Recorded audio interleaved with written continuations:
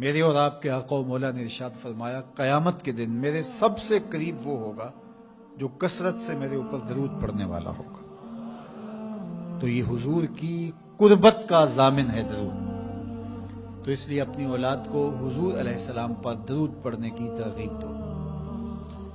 بچپن میں ہی اپنے گھر کے اندر مجالس درود قائم کرو.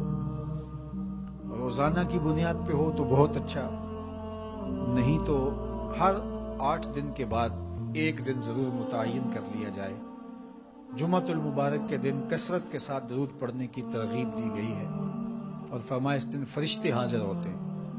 تو حضرت ابو درداء رضی اللہ تعالی عنہ نے عرض کی یا رسول اللہ صلی اللہ علیہ وسلم، آپ کی حیات طیبہ میں تو ٹھیک ہے، لیکن جب آپ انتقال کر جائیں تو کیا اس کے بعد بھی یہ عمل جاری رکھا جائے؟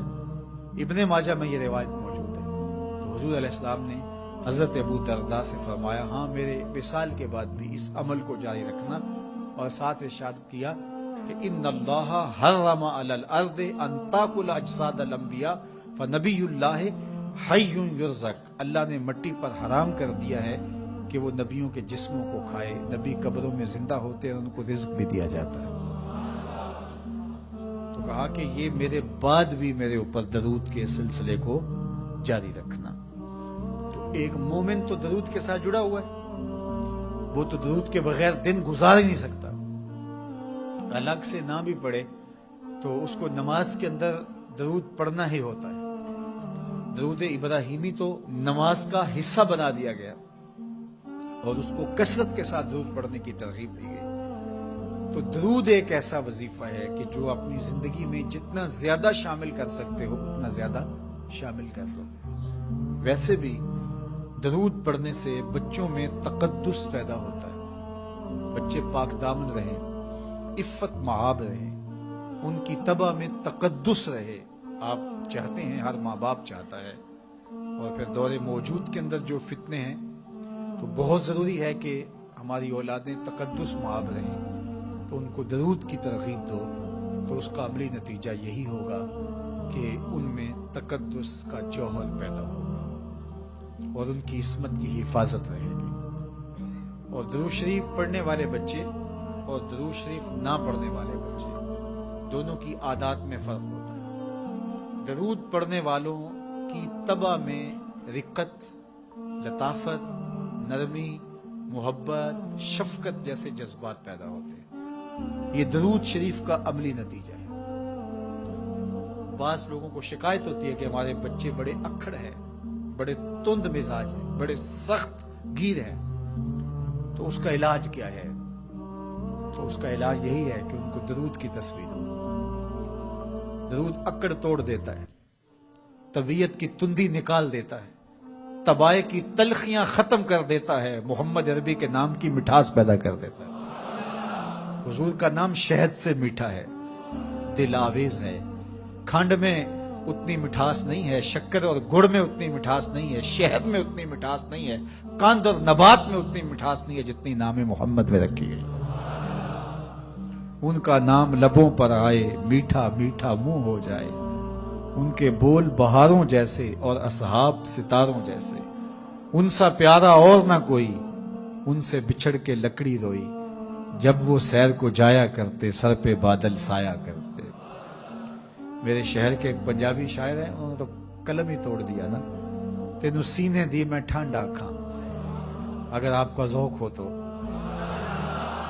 تینوں سینے دی میں ٹھنڈا کھاں، شہد گلاب تے کھانڈا کھاں. تینوں نبیاں دا میں لاڑا آکھاں، تیرے ہجر دے وچ میں ہاڑا آکھاں. تو ان کا نام ہی میٹھا ہے، دل آویز ہے.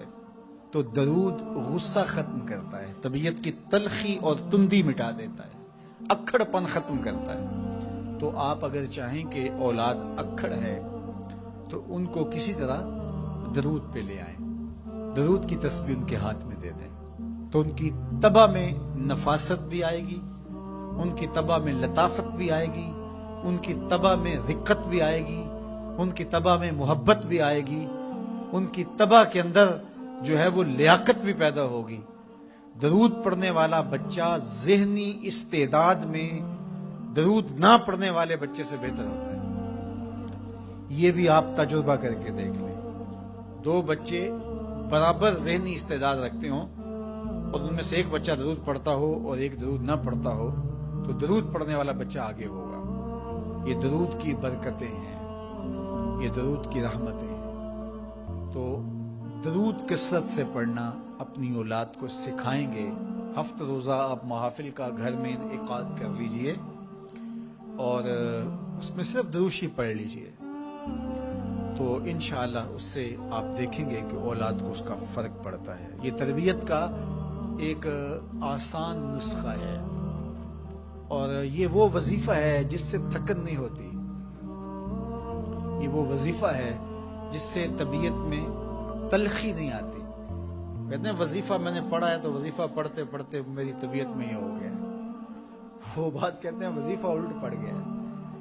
بڑے وظیفے الٹ پڑھ سکتے ہیں لیکن درود الٹ نہیں پڑتا، درود ہے ہی سیدھا، یہ الٹوں کو بھی سیدھا کر دیتا ہے۔ تو درود پڑھیں اور یہ منہ بھی میٹھا رکھے گا، یہ دل بھی ٹھنڈا رکھے گا، یہ دنیا بھی ٹھنڈی رکھے گا اور آخرت بھی ٹھنڈی کر دے گا۔ درود چراغ بھی ہے، درود کستوری بھی ہے، خوشبو بھی ہے، مہک بھی ہے، شہد بھی ہے، گلاب بھی ہے، کھنڈ بھی ہے اور سینے کی ٹھنڈ بھی ہے۔ تو درود اپنی طبع کے اندر اچھی طرح سے راسخ کر دیں اور اپنی اولادوں کی طبع میں اس کو راسخ کریں۔ اس سے آپ عملاً دیکھیں گے، میں سالوں کی بات نہیں کرتا، اشروں مہینوں کے اندر آپ فرق پڑتا دیکھیں۔